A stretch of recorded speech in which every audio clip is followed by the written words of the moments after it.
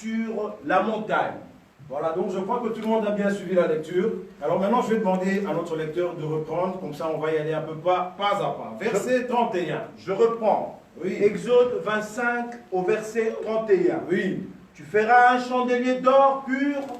Ces chandeliers sera fait d'or battu. Oui. Son pied, sa tige, ses calices, ses pommes et ses fleurs seront d'une même pièce. Voilà, donc ici, c'est Dieu qui s'adresse à Moïse sur la montagne. Et il faudrait que Moïse, en descendant de la montagne, qu'il puisse aussi faire ce chandelier-là qu'il a vu sur la montagne.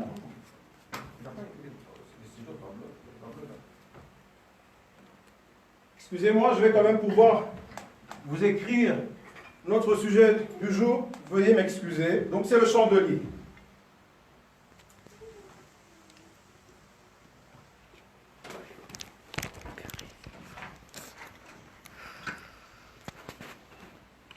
Donc je disais, notre sujet du jour, c'est le chandelier, comme nous avons pu le définir.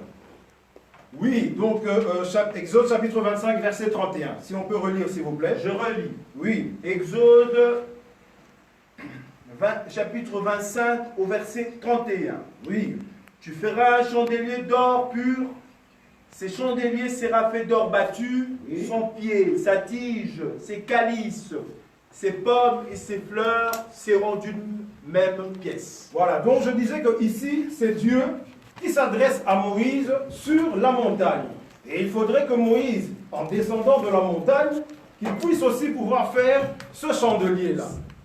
Verset 37, papa, s'il vous plaît. Verset 37. Oui. Tu feras 7 lampes, Oui.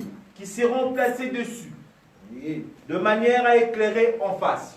Voilà, donc, c'est-à-dire que si Dieu avait voulu que Moïse puisse faire ce chandelier, c'était pour qu'il y ait de la lumière dans la maison de Dieu. En d'autres termes, le souci de Dieu était que quand quelqu'un rentrait dans la maison de Dieu, dans l'église, qu'il puisse trouver de la lumière. Mais rien de plus normal, imaginez qu'on vous invite à l'église et qu'il n'y ait pas de la lumière, il fait sombre. Mais je crois que vous allez trouver ça assez bizarre. Et puis même la personne qui vous a invité, la prochaine fois, vous n'allez même pas avoir encore envie d'aller dans cette église où il fait sombre. Une église où il fait sombre. C'est pas normal. Je ne sais pas si vous allez pouvoir encore aller dans ce genre d'église, mais je ne pense pas. Donc, et puis aujourd'hui, je disais, en tout cas, donc ça m'étonnerait donc que vous puissiez aller dans ce genre d'église. Or, évidemment, ce qui attire les gens à pouvoir aller à l'église, c'est le chandelier. Oui, papa, est-ce que tu peux encore reprendre le verset 37 pour mieux expliciter? Oui. Le verset 37. Verset 37, oui. Tu feras ces 7 lampes, Oui. qui seront placées dessus, Oui. de manière à éclairer en face. Oui, donc c'est-à-dire que si tu rentres dans une église où il n'y a pas de chandelier, ou bien il y a un chandelier mais qui n'éclaire pas, mais moi je me pose la question, qu'est-ce que tu vas pouvoir faire dans ce genre d'église? Il fait sombre, le chandelier n'éclaire pas. C'est vraiment, ça m'étonne. Puisque si les gens vont à l'église et sont attirés à rester à l'église, c'est tout justement parce qu'il y a ces 7 lampes-là qui sont en train d'éclairer les gens, mais seulement en face. C'est à cause de ces 7 lampes-là que les gens vont dans l'église. Donc partout où vous verrez ces 7 lampes-là, vous verrez les gens. Les gens viendront. Et pourquoi cela? Eh bien tout simplement parce que nous pouvons lire ça dans le verset 40, s'il vous plaît. Je lis au verset 40. Oui. Regarde, et fais d'après le modèle qui t'est montré sur la montagne. Eh bien tout simplement parce que c'est Dieu lui-même qui avait voulu que Moïse puisse faire ce chandelier-là qu'il avait vu sur la montagne. Et d'ailleurs, même si c'était Moïse, il avait ramené la copie sur terre, mais les gens ne considèrent pas ça comme une copie. Alléluia. Amen. Alors maintenant, je vais demander à notre lecteur de pouvoir nous lire le livre de Lévitique, chapitre 24, versets 1 à 3. S'il vous plaît. Je lis le livre de Lévitique, chapitre 24, au verset 24, au verset 1 à 3. Au verset 1 à 3. Oui. L'Éternel parla à Moïse et dit, Oui. ordonne aux enfants d'Israël de t'apporter pour le chandelier d'huile pure d'olive concassée afin d'entretenir le lampe continuellement. On peut s'arrêter un peu là. Donc, maintenant, pour que le chandelier de Moïse puisse éclairer, il fallait de l'huile. Quand vous mettez de l'huile dans le chandelier de Moïse, automatiquement, vous verrez de la lumière. Et c'est ça qui attire les gens. Oui, verset 3, papa. Je lis Lévitique 24 au verset 3. Oui, papa. C'est en dehors du voile qui est devant les témoignages, dans la tente d'assignation, qu'Aaron la préparera pour que le lampe brûle continuellement du soir au matin en présence de l'Éternel. C'est-à-dire que quand il y a de l'huile dans le chandelier de Moïse, vous êtes sûr et certain que ce chandelier-là va briller du matin, donc le matin et le soir. Alléluia. Amen. Mais moi, ce qui m'étonne quand même, c'est quand même que vous poussez quand même aller dans les églises où il n'y a même pas de chandelier. Ou bien il y a un chandelier, mais qui n'éclaire pas. Moi, je vous assure, il ne faut même pas aller dans ce genre d'église. Il faut qu'il y ait un chandelier, une église où il fait sombre. Ce n'est pas normal, je vous assure. N'allez pas dans ce genre d'église. Puisque je vous ai bien dit que si vous voyez les églises qui sont remplies, eh c'est parce qu'il y a le chandelier qui est en train d'éclairer les gens. Le chandelier est en train de faire son travail. Et puis d'ailleurs, avec le chandelier, ce qui est bien, vous n'avez même pas besoin de faire de l'évangélisation. Parce que le chandelier lui-même, il est là pour attirer les gens. Le chandelier fait déjà ce travail d'évangélisation. Alléluia. Amen. Pas besoin de faire l'évangélisation, il est là lui-même. Prenez l'exemple dans les églises catholiques. Ils ont le chandelier. Quand vous allez là-bas, vous allez voir, c'est plein. À cause du chandelier. Alléluia. Amen. Et dans les églises de réveil qui ont leur chandelier, toujours plein. Et dans ces autres églises où eux, ils ont même dessiné le chandelier sur le mur. Ça, c'est pour vous dire qu'à l'intérieur, il y a le chandelier qui est en train de faire son travail, d'éclairer les gens avec ces 7 lampes en face. Alléluia. Amen. Tentez vous-même l'expérience, vous allez voir. Allez seulement dans une église où il n'y a pas de chandelier. Vous allez voir 2 ou 3 personnes. C'est le chandelier qui attire. Amen. Amen. Amen. Alors mais par contre, il faut quand même faire attention pour que le chandelier reste allumé. Nous pouvons lire dans Proverbe 20, 20. Si on peut lire dans Proverbe 20, 20. Je veux lire le livre de Proverbe 20. Proverbe 20, 20. Si quelqu'un maudit son père, Proverbe, hein? Oui, Proverbe 20, 20. C'est bien ça. Si Oui. Si oui. quelqu'un maudit son père et sa mère, Oui. sa lampe s'éteindra au milieu de ténèbres. Voilà. C'est ce que nous voyons aujourd'hui dans nos églises de réveil. Là-bas, les enfants ne respectent pas les parents. Là-bas, les enfants ne respectent pas les parents. Et si tu ne respectes pas tes parents, eh bien, comme conséquence, la lampe s'éteint. Vous n'avez qu'à voir le nombre élevé de ces églises de réveil. Eh bien, ce nombre élevé-là d'églises de réveil, ça signifie tout simplement la malédiction, parce qu'ils ont maudit leurs parents. Alléluia. Amen. Ils ont maudit leurs parents. Oui, papa, reprends le verset, s'il vous plaît, Proverbe 20, 20. Je lis le livre de Proverbes, 20, 20. chapitre 20, au verset 20. Oui. C'est le même livre. Proverbe 20, 20. Si quelqu'un maudit son père et sa mère, sa lampe s'éteindra au milieu de ténèbres. Dis, le père qui t'a engendré, toi tu le maudis. Mais ça va pas, c'est de la folie. C'est pas normal. Et c'est la raison, c'est-à-dire que dans la plupart des églises de réveil ou des églises indépendantes, là-bas les enfants, ils ont maudit leurs parents. Et c'est la raison même pour laquelle lorsque vous irez dans ces églises, vous trouverez tout simplement de l'obscurité. Alléluia. Amen. Que de l'obscurité. Donc, ce qui veut dire que la dislocation des églises, c'est la malédiction des enfants envers leurs parents. Ils ont maudit leurs parents.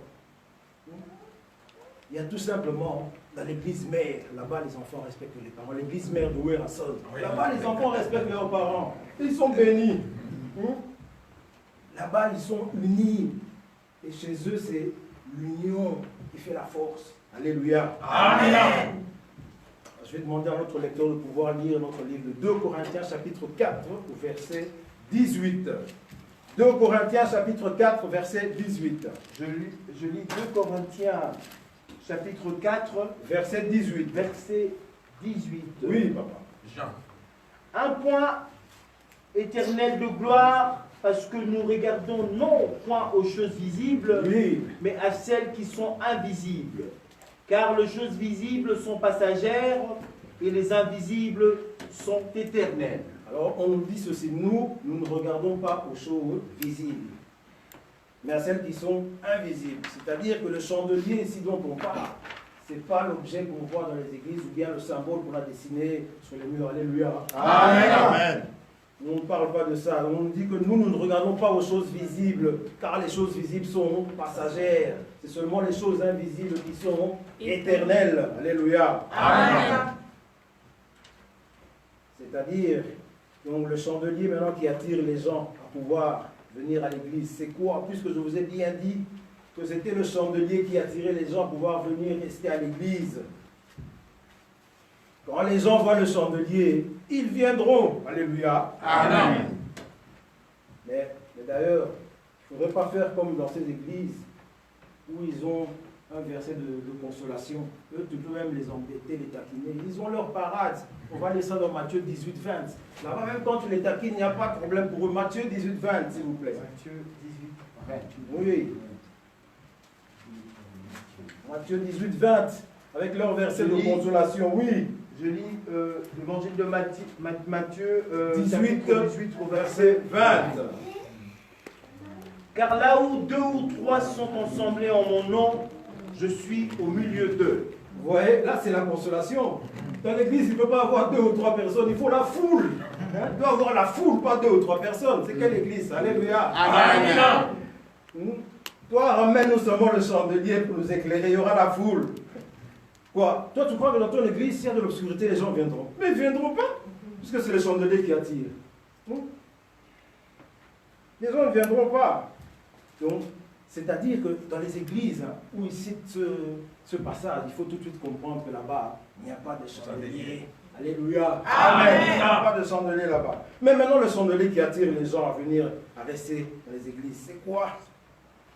On va lire le livre Apocalypse au chapitre 11, verset 3, 4,6. Je lis le livre Apocalypse au chapitre 11, 11, verset 3, 4,6. verset 3. Oui. Je donnerai à mes 2 témoins le pouvoir de prophétiser, revêtus de sacs pendant 1260 jours. Oui. 4.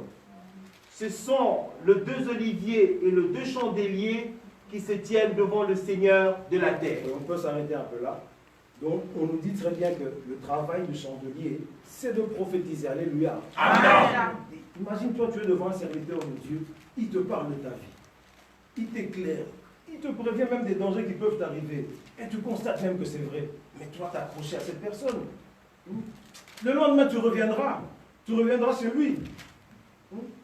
Tu reviendras, il te parle de tes problèmes. C'est la raison pour laquelle, lorsque même vous invitez des gens pour venir à l'église, ils vont vous poser la question. Est-ce que il y a le chandelier chez vous? Est-ce qu'il y a la prophétie? Est-ce qu'il y a la prophétie chez vous? C'est pour ça. Quand il y a le chandelier chez vous, les gens viendront sans hésiter. Les gens ont des problèmes de documents, de mariage, de papiers. Les gens ont besoin d'être éclairés. Ils ont besoin d'avoir des solutions à leurs problèmes qui vivent au quotidien, au jour. Ils ont besoin de la prophétie. C'est ça qui est clair. C'est ça qui les attire à pouvoir rester dans la maison de Dieu. Et par contre, on peut reprendre Apocalypse 11, 3, 4, Apocalypse 6. 11, au verset 3. Je donnerai à mes 2 témoins le pouvoir de prophétiser, revêtus de sacs pendant 1260 jours. Oui. Ce sont les 2 oliviers et le 2 chandeliers qui se tiennent devant le Seigneur de la terre. 6, oui. 6. Ils ont le pouvoir de fermer le ciel Oui. afin qu'il ne tombe point de pluie pendant le jour de leur prophétie, et ils ont le pouvoir de changer le eau en sang et de frapper la terre de toute espèce de plaie chaque fois qu'ils le voudront. C'est quoi le chandelier qui attire? Ce qui attire les gens à pouvoir venir rester nombreux dans les églises, ce sont les miracles et la prophétie. Alléluia. Amen. Et Élie et Moïse. Mais vous, ici, au lieu même de dessiner un chandelier sur la porte, vous ne voulez pas? C'est quel genre d'église? Une église sans prophétie. Les gens ne viendront pas. Une église sans miracle. Les gens ne viendront pas. Ils ne viendront Amen. pas. Et c'est la raison pour laquelle, dans toutes les églises où il y a des miracles et des prophéties, c'est toujours plein. Plein. Alléluia. Amen. Les gens sont éclairés. C'est ça qui attire les gens à pouvoir rester dans les églises, dans la maison de Dieu. C'est ça. Mais ici, chez vous, vous avez mis un globe terrestre à la porte. Quel erreur. C'est pas sérieux. Hein?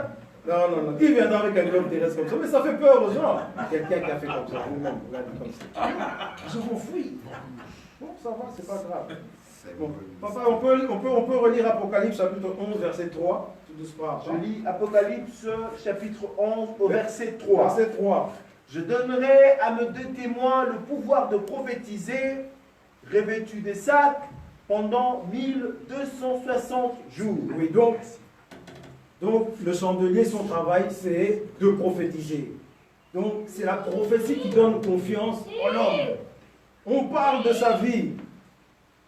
Nous vivons ici sur terre, nous avons besoin d'avoir des solutions par rapport aux problèmes qui nous touchent de notre quotidien. Ce n'est pas au ciel, c'est ici que nous avons besoin d'avoir des solutions. C'est ici sur terre, pas au ciel. Verset 6, papa. Verset 4. Verset 4. Oui. Ce sont les deux oliviers et les deux chandeliers qui se tiennent devant le Seigneur de la terre. Voilà, les deux chandeliers se tiennent devant le Seigneur de la terre, devant les rois de la terre. Donc, c'est la raison pour laquelle même les rois, les présidents, quand il y a des problèmes dans le pays, ils ont besoin des serviteurs de Dieu, des chandeliers pour les éclairer. Alléluia. Amen. Verset 6, papa. Verset 6. Un peu plus fort, s'il vous plaît. Ils ont le pouvoir de fermer le ciel afin qu'il ne tombe point de pluie pendant le jour de leur prophétie, et ils ont le pouvoir de changer le eau en sang et de frapper la terre de toute espèce de plaie chaque fois qu'ils le voudront. Voilà. Donc les gens ont besoin de Moïse, puisque c'est Moïse qui est en train d'éclairer les gens. Donc, les gens ont besoin de Moïse, c'est Moïse qui est en train d'éclairer les gens. C'est-à-dire les fidèles qui glorifient leur pasteur. Leur pasteur était sorcier, Dieu lui est apparu la nuit en songe, en rêve, et il est devenu enfant de Dieu. Leur pasteur était marié avec sa femme depuis qu'ils sont très jeunes, et jusqu'aujourd'hui ils sont toujours ensemble, ils sont vieux, ils sont toujours ensemble. Ou bien leur pasteur qui ne boit pas, qui ne fume pas. Ça, c'est les fidèles qui glorifient leurs apôtres comme ça. Vous voyez, en voyant Moïse, les gens sont éclairés en face. C'est ça qui attire les gens. Et puis, quand vous voyez un serviteur de Dieu en prêchant, il prêche avec douceur. Il appelle les fidèles avec douceur. Ma soeur, mon frère, papa Lolo. Ça attire les gens. Les gens aiment bien ça. C'est ça qui les attire. Et les chandeliers, ils sont très intelligents. Ils ont compris que même l'hypocrisie attirait les gens à venir à Dieu. Ils ont compris. Alléluia. Amen. Mais ici, quand tu viens pour la première fois même ici, au lieu qu'on te donne la lumière, on brûle le feu. Sorcier, menti. Alléluia. Alléluia. Les gens vont fuir. Les gens vont fuir ici. Amen. Là-bas, les fidèles, malgré qu'ils sont sorciers, ils sont bien traités. Ils sont bien traités. Et même, vous allez même voir là-bas quand il y a des collectes, vous allez voir 300, 400, 500, 600 euros. Là-bas, les pasteurs sont bien, ils sont bien traités. Alléluia. Amen. C'est-à-dire que le travail de chandelier, c'est d'éclairer en face. On voit beaucoup plus le comportement du serviteur de Dieu, sa façon de parler, même sa façon de marcher. Alléluia. Amen. Alors je vais demander à notre lecteur de pouvoir nous lire Jacques chapitre 5 au verset 17. Jacques chapitre 5 au verset 17. Si on peut bien nous lire ça. Jacques chapitre 5 au verset 17. Jacques chapitre 5 au Verset 17. 17. Oui. Jacques chapitre 5 au verset 17. Oui. Élie était un homme de la même nature que nous. Attends un peu là. Vous voyez, là, les serviteurs de Dieu ils vont vous dire, vous voyez, Élie était un homme comme moi.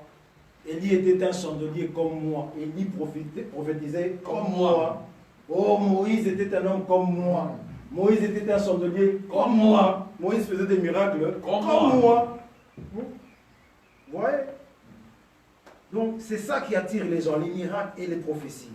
Quand les gens voient ça, les gens viendront, puisque c'est la prophétie qui est en train de nous éclairer.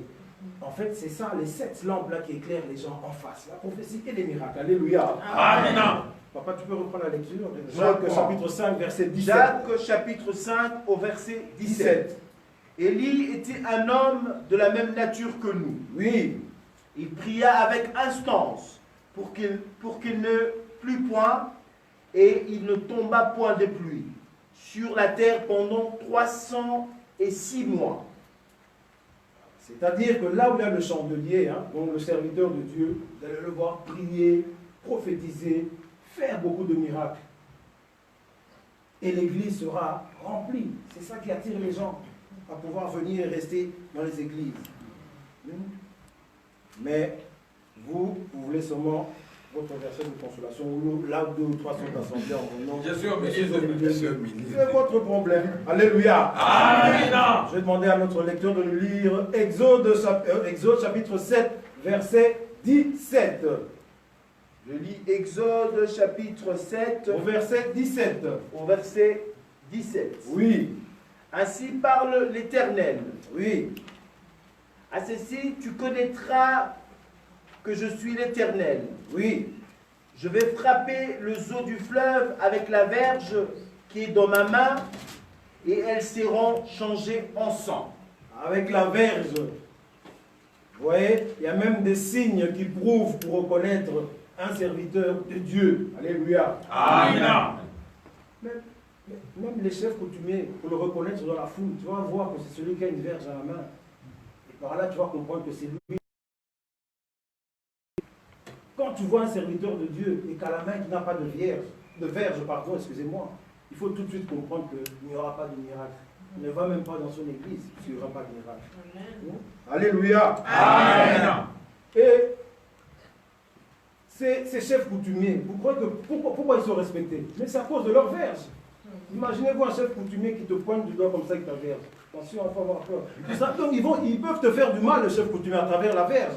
Alléluia. Amen. Moïse ne marchait pas avec la Bible à la main, il avait sa verge à la main, tout comme les chefs coutumiers. Alléluia. Amen.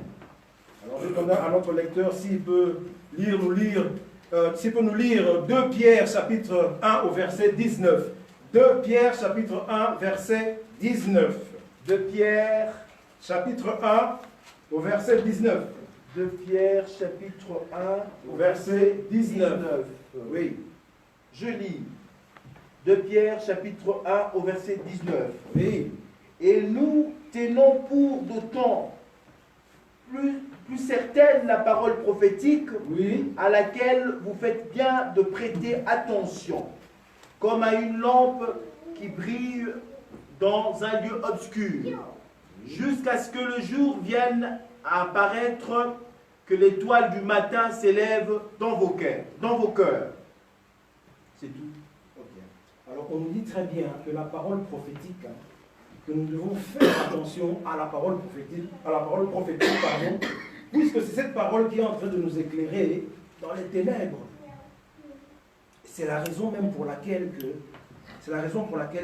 que les gens viennent très nombreux dans les églises, parce que les gens sont dans les ténèbres. Alléluia. Amen. Les gens sont dans les ténèbres. Tu ne vas pas rester dans ta maison, dans tes ténèbres là-bas.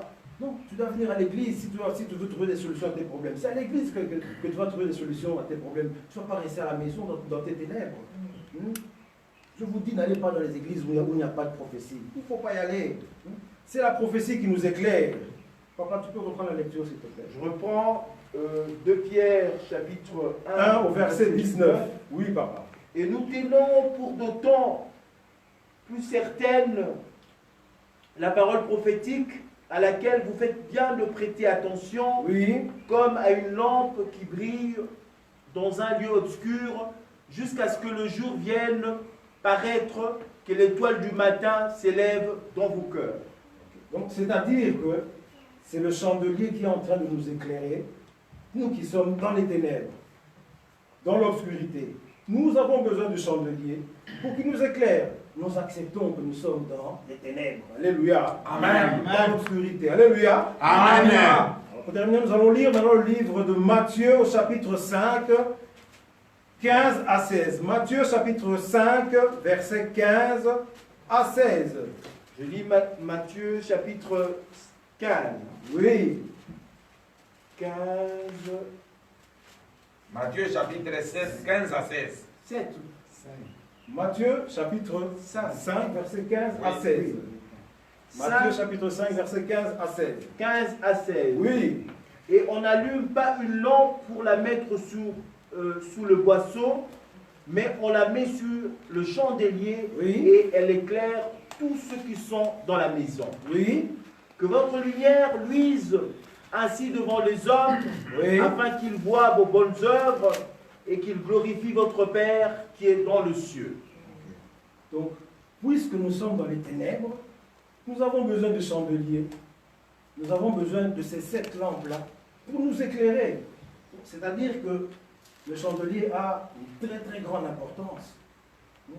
Le chandelier a une très très grande importance, puisque nous sommes dans les ténèbres, et ce qui va nous éclairer, c'est le chandelier, afin que Dieu soit glorifié. Et c'est même la raison pour laquelle que les églises sont remplies, parce que les gens sont dans les ténèbres. Donc, c'est-à-dire que quand on allume la lampe, on doit la mettre en haut pour que tout le monde puisse voir. C'est-à-dire quoi?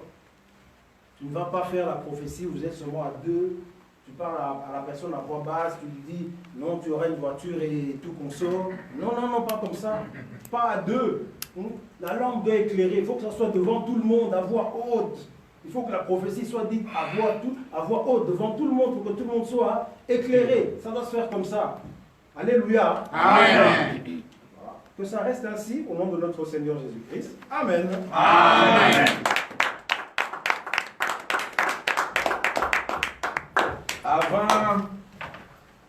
Avant de poser des questions,